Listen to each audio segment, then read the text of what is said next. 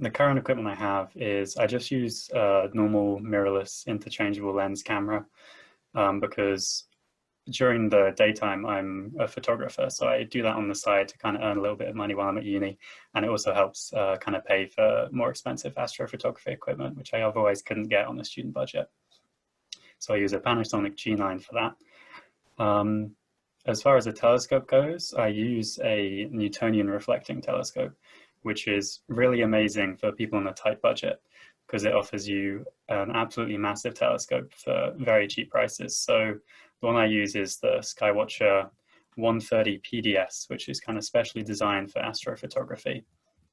And it's incredibly fast photographically, so it has very large aperture compared to its focal length. That means it gathers a lot of light very quickly. In the amateur community, they call telescopes like that light buckets because they just take in as much light from the sky as they can, which is really the most important thing in astrophotography.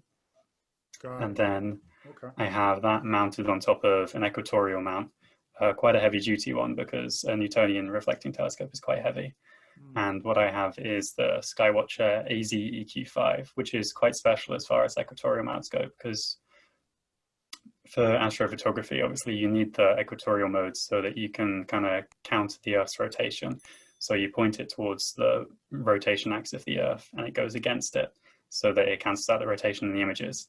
But this mount in particular also is able to go into an alt azimuth mode. Altitude is just pointing up and down, and azimuth is just kind of pointing left and right. And the reason that's important for me is because it's a lot simpler than the equatorial mount, and I also use it for outreach events as part of the astronomy society I do. So you can set it up into this easier mode. You can actually put 2 telescopes on it when it's like that. You can replace the counterweights with a separate telescope because you don't need them. And it's a lot easier for just members of the public to kind of use and play around with as well, which comes in real handy for me.